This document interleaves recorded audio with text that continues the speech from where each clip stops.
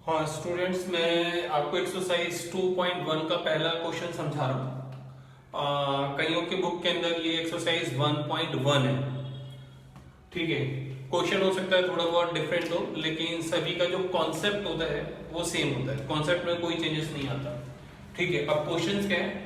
Question है, दर्शाइए कि एक विषम धनात्मक पूर्णांक का वर्ग 8q+1 होता है जहां q एक धनात्मक पूर्णांक है। पहले इसका मतलब समझिए कि इस क्वेश्चन का मतलब क्या है, क्या वो कहना चाहता है। ठीक है, क्वेश्चन का मतलब ये है कि अगर आप किसी भी विषम संख्या को लेते हैं, किसी विषम पूर्णांक को लेते हैं और उसका वर्ग करते हैं, किसी भी विषम पूर्णांक को लेते हैं और उसका वर्ग करते हैं, तो आप उसको इस तरह से लिख सकते हैं। ठीक है, अब देखते हैं कि जो ये कह रहा है वो सही है गलत है। तो विषम धनात्मक पूर्णांक यानी कि आप माइनस में नहीं लोगे। तो जैसे कि मैंने 3 लिया, 3 इसलिए क्योंकि 3 जो होता है वो विषम संख्या है। 3 ले लिया, 5 ले लिया या 7 ले लिया। अगर मैं इसका वर्ग करता हूं तो ये 9 आएगा। इसका अगर मैंने वर्ग करा तो 25 आएगा। इसका वर्ग करा तो 49 आएगा।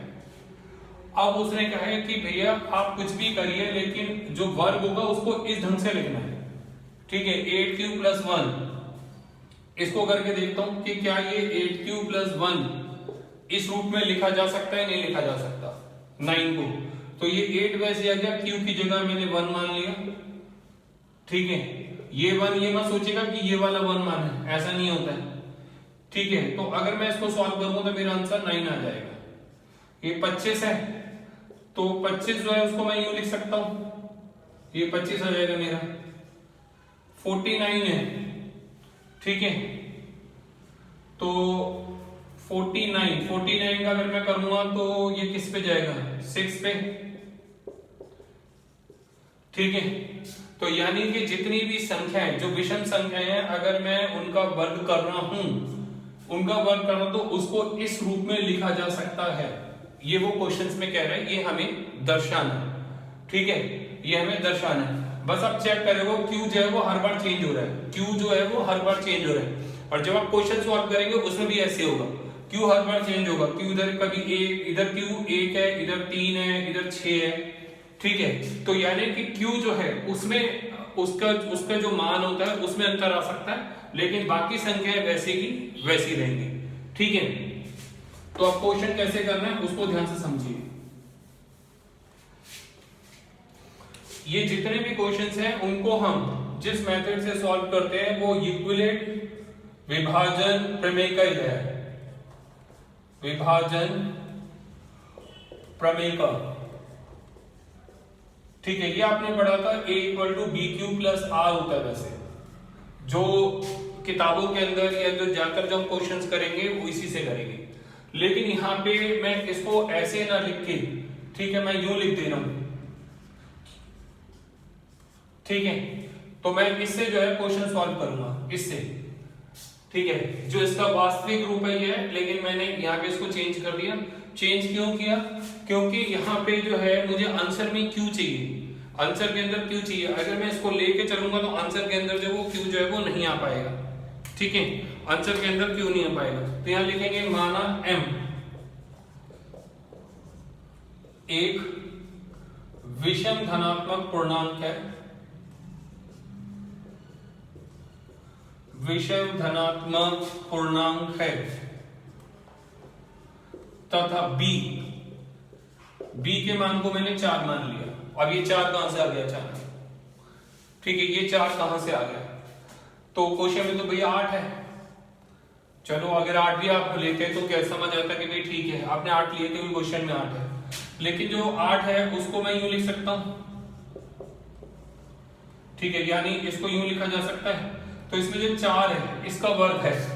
ठीक है, 4 जो है उसका वर्ग जो है वो संभव है, तो इसलिए मैंने b की जगह पे यहाँ 4 लिया। ठीक है, b की जगह पे यहाँ पे 4 लिया, ये आपको ध्यान में रखना है।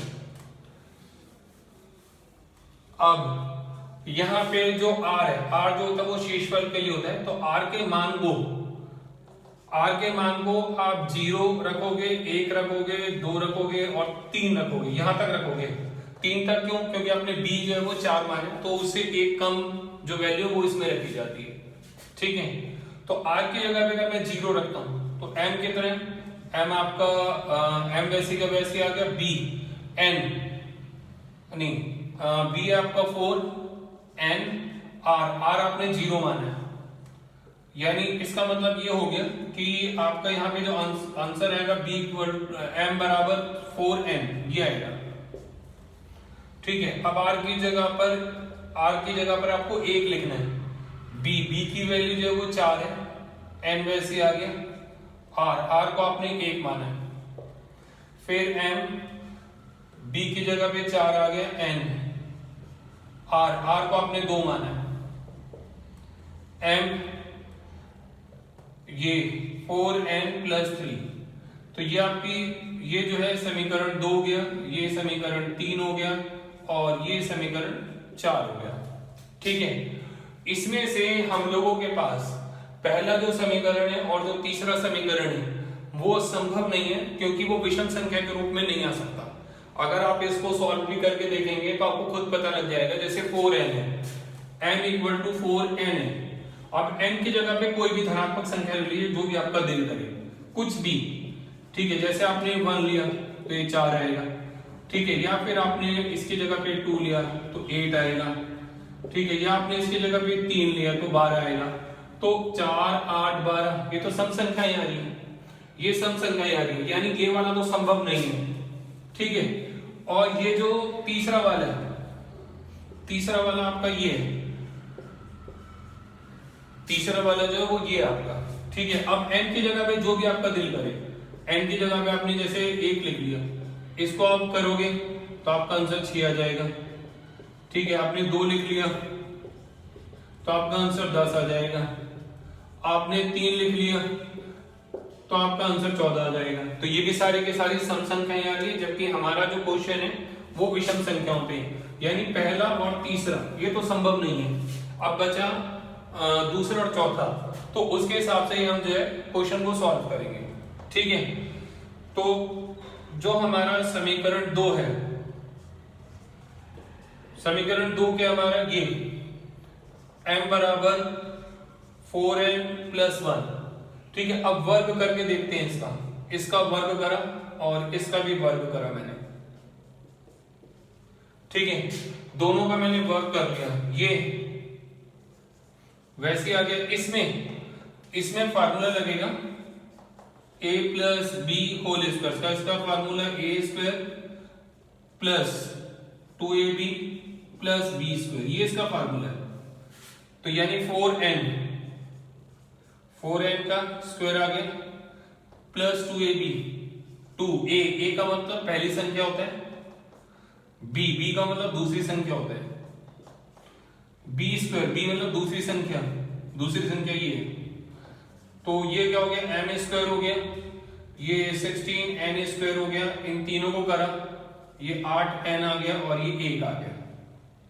ठीक है, अब ये जो n² है, इन दोनों के अंदर ये दोनों संख्याएं जो है ये दोनों 8 से भाग होती है, तो मैंने 8 को बाहर निकाल लिया।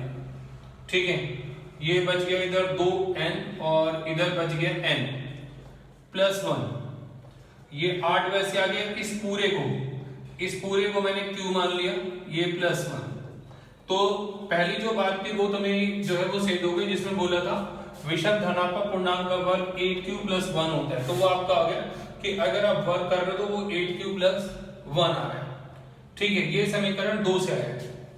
अब समीकरण जो 4 है उसको भी चेक कर लेते हैं। ठीक है, जो समीकरण 4 है उसको भी चेक कर लेते हैं। समीकरण 4 वो कौन सा है, m बराबर 4n + 3। ठीक है, 4n + 3, तो इसका मैंने वर्ग कर दिया, इसका भी वर्ग कर दिया। ठीक है, ये तो वैसे आ गया। इसमें फार्मूला a² a का मतलब पहली संख्या होता है, b का मतलब दूसरी संख्या, + 2ab + b²। ठीक है, ये m² हो गया, ये 16n² आ गया, इन तीनों को करूंगा तो ये 24n आ गया और ये 9 आ गया। ठीक है, इसके बाद ये तो वैसे रहा n स्क्वायर, ये 16n² प्लस 24n, जो 8 है 8 को मैं यूं लिख सकता हूं, सॉरी 9 को मैं यूं लिख सकता हूं 8 प्लस 1। ठीक है, ये तीनों की तीनों संख्याएं 8 से विभाजित होती है, तो मैंने 8 को बाहर निकाल लिया। इधर क्या बच गया, इधर आपका बच गया ये 2n²। ठीक है, इधर 3n बच गया, इधर 1 बच गया प्लस 1। अब आपने 8 तो वैसे उतार लिया, इस पूरे ब्रैकेट को आपने q मान लिया प्लस 1। ठीक है, तो आपका q बदल रहा है, ये मैंने शुरू में बताया था q जो है वो आपका बदल रहा है। ठीक है, तो ये 8q प्लस 1 आपका आ रहा है यहाँ पे। ठीक है, तो यानी कि क्वेश्चन के अंदर जो बोला गया था कि आप किसी भी धनात्मक पूर्णांक का वर्ग करिए तो वो 8q प्लस 1 के तौर पे आता है, वही हमने यहाँ पे जो है वो प्रूव करा है। ठीक है, अब इसका जो है इसी तरह का जो क्वेश्चन नंबर जो सेकंड है इसका, ठीक है, क्वेश्चन नंबर जो सेकंड है वो भी इसी तरह का ही है। क्वेश्चन नंबर सेकंड, वो क्वेश्चन भी मैं आपको समझा देता हूं। क्वेश्चन नंबर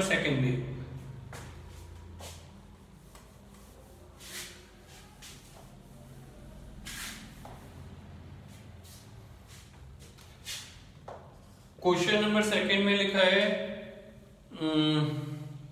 दर्शाइए कि किसी भी धनात्मक पूर्णांक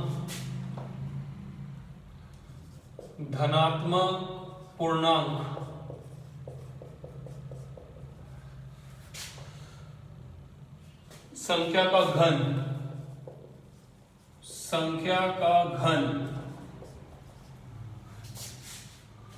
9q या 9q प्लस 1 या 9q प्लस 8 होता है।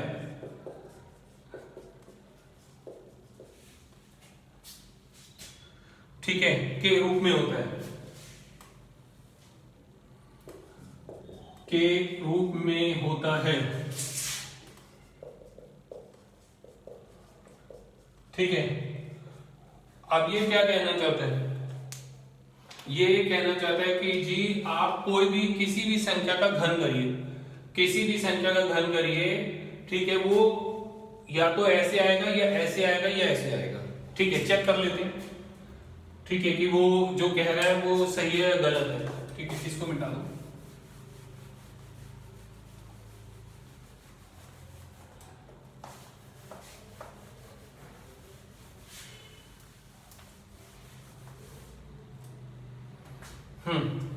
तो क्वेश्चन ने बोला कि हमें प्रूव करना है कि कोई किसी भी संख्या का जो घन है, जैसे मान लो कि मैंने 3 का करा तो ये 27 आ गया। अब जो कह रहे हैं कि जो 27 है वो या तो ऐसे लिखा जाएगा या ऐसे या ऐसे। ठीक है, तो मुझे देखना है कि 27 इसमें से कैसे लिखा जा सकता है। तो 27 को मैं ऐसे लिख सकता हूँ 9q की फॉर्म में। कैसे, 9 वैसे और ये 3 हो गया 27। ठीक है, या मैंने आपसे कहा कि भाई 4 का, तो आपने कहा 64 आता है। अब 64 जो है वो किस में आएगा वो आपको देखना है। 9q में तो नहीं आ सकता, क्योंकि अगर मैं 9q लेता हूं तो कोई संख्या ऐसी नहीं जिसे मैं 9 से गुणा करूं तो 64 आ जाए। ठीक है, हाँ 9q प्लस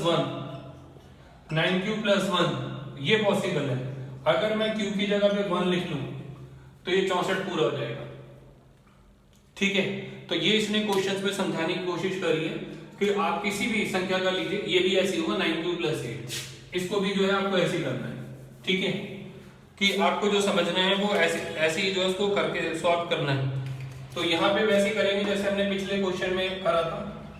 माना m एक धनात्मक पूर्णांक संख्या है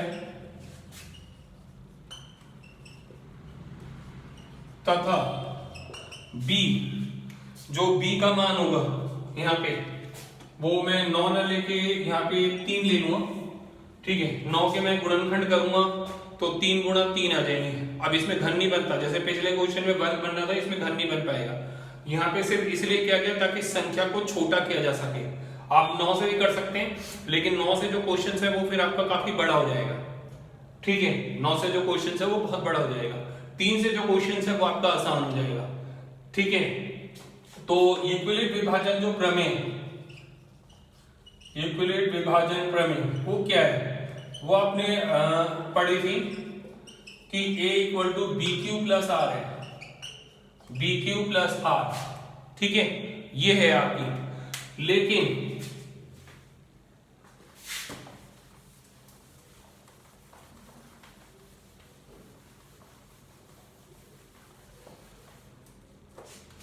मैं जो है इसको चेंज करके मैंने आपको बताया था कि मैं यूं लिख दे रहा हूं बी एन प्लस आर के तौर पे, ठीक है, क्योंकि मुझे आंसर्स में जो है वो क्या कहते हैं, आंसर में जो है वो मुझे क्यू चाहिए, ठीक है। तो यहाँ पे वैसे सॉल्व करेंगे जैसे अभी हमने करा है, बस उसमें वर्ग था और इसमें क्या कहते हैं घन है।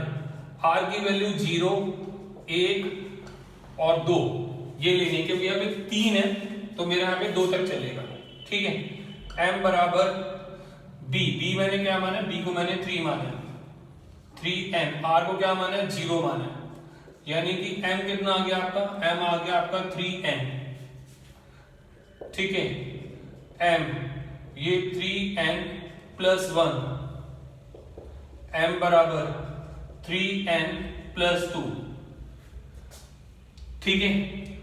तो अब एक एक संख्या का वर्क करते हैं, जैसे m बराबर 3n, m बराबर 3n है, इसका जो है घन करते हैं, इसका घन करा, इसका करा, तो ये आ गया आपका m क्यूब, ये हो गया 27, ठीक है। 27 को मैंने यूं लिख दे रहा हूं 9, और इसको मैंने ऐसे लिख दिया, ठीक है, इसको ऐसे लिख दिया 9 वैसे ही, इसको मैंने क्यू मान लिया, ठीक है। तो ये मेरा 9q वाला आ गया, इधर क्यू माना इसे। अब दूसरा वाला क्या था, 3n प्लस 1 था, इसका मैंने यहाँ पे घन करा यानी क्यूब करा, इसका जो है मैंने यहाँ पे घन करा, ठीक है।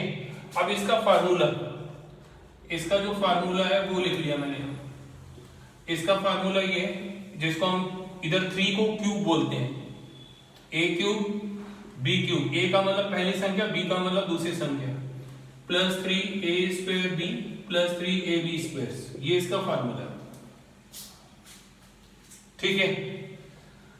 a यहाँ ये जो है a क्यूब यानी ये 3n, b मतलब दूसरी संख्या, प्लस 3a स्क्वायर, a मतलब पहली संख्या,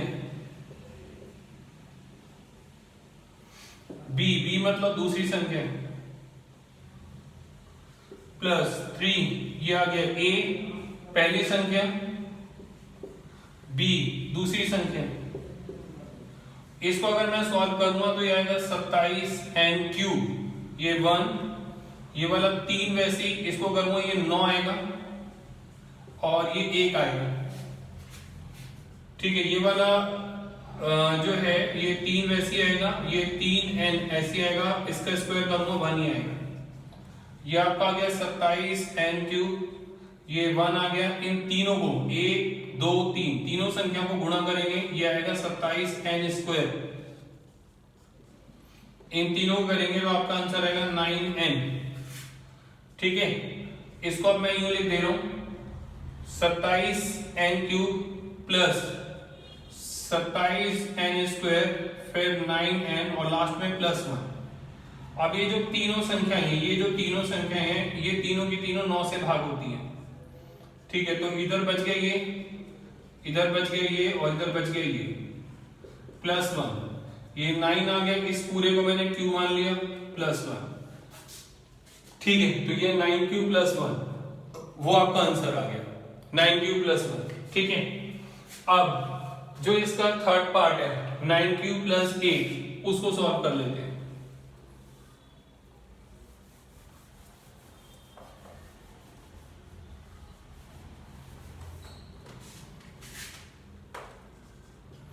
नाइन क्यूब प्लस 8, इसको सॉल्व करते हैं, ठीक है। ये आ गया 9q प्लस 8, इसका क्यूब यानी घन कर दिया, ठीक है। इसका मैंने आपको फार्मूला बताया a plus B whole cube घन, तो इसका फार्मूला, इसको बढ़ते हैं a क्यूब, ये B cube plus 3a² b plus 3ab square, ठीक है। a मतलब पहली संख्या, b का मतलब दूसरी संख्या, तो a क्यूब यानी 9, नहीं ये मैंने गलत लिख दिया, 3n प्लस 2 था, 3n प्लस 2 था ये, 3n प्लस 2, ठीक है। तो a क्यूब यानी 3 का, b क्यूब यानी ये प्लस 3a स्क्वायर, a मतलब पहली संख्या, 3n, b मतलब दूसरी संख्या यानी ये प्लस 3a मतलब पहली संख्या, b स्क्वायर यानी दूसरी संख्या, ये आपका आ गया 27, ये आपका आ गया 8, ठीक है। ये आपका 3 वैसी का वैसी, इसको दो बार करेंगे 9 है, n स्क्वायर आएगा ये 2, ये 3, ये 3n और ये आपका आएगा 4, ये 27 n क्यूब आ गया, ये 8 आ गया, इन तीनों को मल्टीप्लाई करेंगे तो 54 आएगा, 54 n स्क्वायर आएगा, इन तीनों को करेंगे तो 36 n आएगा। अब मैंने इसे यूं लिख लिया 27 n cube plus 54 n square plus 36 n plus 8, ये मैंने लिख लिया इसे, ठीक है। अब इसमें जो है ये पहली जो तीनों संख्याएं हैं वो 9 से भाग होती है, इसलिए 9 बाहर लिख लिया, ये 3n क्यूब बच गया, 6n स्क्वायर बच गया और ये 4n बच गया, लास्ट में 8, 9, इस पूरे को मैंने क्यूब मान लिया, 9 क्यूब प्लस 8, तो आपका आंसर जो 9 क्यूब प्लस 8 वाला था वो आपका आ गया। तो जितने भी क्वेश्चन है करने का तरीका सबका एक जैसा ही है, आपको पहले ध्यान से क्वेश्चंस को समझना पड़ेगा कि वो क्या कह रहा है, क्या उसका मतलब है। जब आप उस चीज को समझ जाओगे कि हाँ इसका मतलब ये है, तो क्वेश्चन जो है वो आपके लिए आसान हो जाएगा, ठीक है। तो दो क्वेश्चंस हैं, दोनों इंपॉर्टेंट क्वेश्चन थे, दोनों मैंने आपको समझा दिए।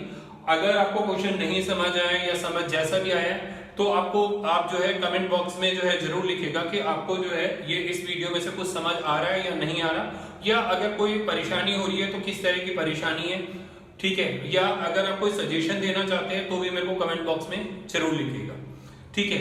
तो जो नेक्स्ट वीडियो है उसमें इसी चैप्टर्स के कुछ और क्वेश्चंस हैं, वो मैं आपको सिर्फ जो इंपॉर्टेंट क्वेश्चंस हैं सिर्फ वही पार्ट में आपको कराऊंगा, ठीक है। तो जैसा भी हो आप मुझे कमेंट बॉक्स में जरूर बताइएगा। Thank you.